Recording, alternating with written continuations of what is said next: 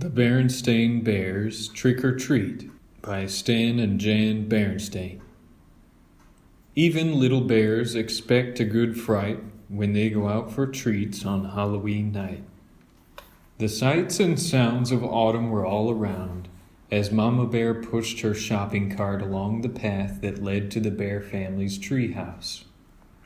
The trees and shrubs were ablaze with color.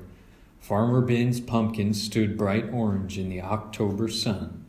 The crows cawed noisily as they searched the stubble for bits of corn. Wild geese in great V formations honked high in the sky as they flew south. But the surest sign of the season was inside the treehouse, hiding behind Papa Bear's easy chair. It was Brother Bear waiting to try out his Halloween costume on Mama. It wasn't Halloween yet, but Brother and Sister couldn't wait to try on their new costumes. Sister was going to be a beautiful ballerina. "Well, what do you think?" she asked, taking the third position. "Shh," said Brother. "Mama's coming." Brother had chosen to be a spooky monster on Halloween. He had bought the spookiest monster mask he could find, and Mama made the rest of the costume. "Boo!" he shouted as Mama came in with her groceries. "Help! A monster!" she cried, pretending to be frightened. "It's only me, Mama," he said, showing his face. "So it is," said Mama. "Well, that just goes to show that appearances can be deceiving." "Appearances can be deceiving? What's that mean?" asked Sister. "It's just a grown-up way of saying things aren't exactly what they look like," explained Mama as she unpacked the groceries. "Look, goodies," said Brother. "Hands off, please," said Mama. "Those are for trick-or-treaters who come to our house tomorrow night." Brother and Sister were very excited about Halloween, and a little nervous too. This was the first year they would be going trick-or-treating without a grown-up along to supervise. "I'm not so sure I like the idea of them going by themselves," said Papa as he carved the pumpkin he got from Farmer Ben. "It's pretty spooky out there," he added, making a scary face at the cubs. "Now, Papa," said Mama, "if Brother and Sister want to accept the challenge of going out on their own, I think we should encourage them.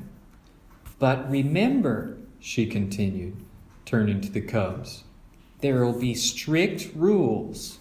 You'll stay in your own neighborhood, and you won't eat any of the treats until you're back home." "Besides," said Brother, "we won't really be by ourselves. We made a trick-or-treat date with Cousin Freddie, Lizzie Bruin, and Queenie McBear." "There," said Papa, putting the finishing touches on the jack-o'-lantern. Then he lit a candle inside it and turned out all the lights. It was pretty scary. The next day, Brother and Sister began planning the trick-or-treat route they'd follow that night. Brother got a pencil and paper and made a map of the neighborhood. That way, he explained, they wouldn't miss anybody. "Let's see now," he said. "We'll stop at our houses first, ours, Freddie's, Lizzie's, and Queenie's.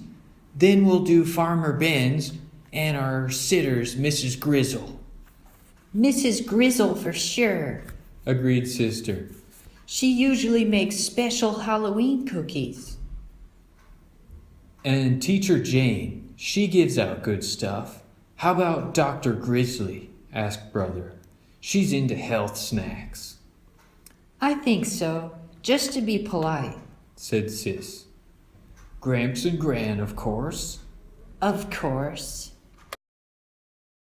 "I'll tell you one place we are going to miss," said Brother, folding his map. "What place is that?" asked Sister. "That one," he answered, pointing out the window at the home of old Ms. McGrizz. It was a spooky, twisted old treehouse in a thicket at the end of Crooked Lane. "We're definitely not going there," he added with a shiver. "Why ever not?" asked Mama, who was listening. Why not? said the cubs. Because she's a witch. That's why not. "What utter nonsense," protested Mama. "True, Miss McGriz is old and bent and rather forbidding looking, but I can assure you she's a perfectly nice person." But the cubs didn't believe her, not for a minute. They knew better. Everybody knew better. No doubt about it, Miss McGriz was a witch for sure. Just after dark, a pirate, a skeleton, and the wicked queen from Snow White came for brother and sister. They were Freddie, Lizzie, and Queenie, of course, and together they ventured out into the darkness with their trick-or-treat bags. Before they could get started collecting Halloween goodies, they were joined by some worrisome company. Too Tall Grizzly and his gang, out for mischief.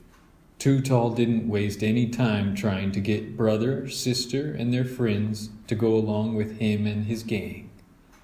Come on, we'll show you goody-goodies how to have some real Halloween fun, he said, pulling brother along with him. "What sort of fun?" asked brother warily. Oh, you might say we're gonna put the trick back in Trick or Treat, he said, chuckling. It was so dark that brother and the others didn't notice where they were heading. Hey, Said sister. this is Crooked Lane. "That's right," said Too Tall. "We're gonna play a few tricks on old Witch McGriz." What sort of tricks?" asked brother. Her gnarled, twisted old treehouse loomed ahead. "First," whispered Too Tall, taking a roll of toilet paper from his jacket, "we'll decorate her house with a little of this. Then maybe we'll tie a few knots in her clothesline. Then smear some honey on her broomstick so she'll stick to it when she tries to fly." But before Too Tall and his gang could start their mischief, the front door opened and a bright yellow light stabbed the darkness. And there in the doorway stood the frightening figure of old Miss McGriz. Aha! She said in a gravelly voice. I'm ready for you. She then led the terrified cubs into a cozy living room. To their great surprise, there was a big tray of beautiful candy apples, all prepared for Halloween visitors. Mama was right. Whispered sister to brother. Ms. McGriz really is a sweet, kind old person. The cubs thanked her for the beautiful apples and went about the rest of their trick-or-treat business. Later that evening, brother and sister were at home, looking over all the treats they had collected. The beautiful candy apples stood out, and Papa asked where they came from. "From Miss McGriz," answered brother. From that scary-looking old grouch puss that lives down Crooked Lane? Said Papa. "That's right," said brother, taking a delicious bite of his candy apple. You must really try to remember, Papa, said sister, giving her apple a little lick. Appearances can be quite deceiving.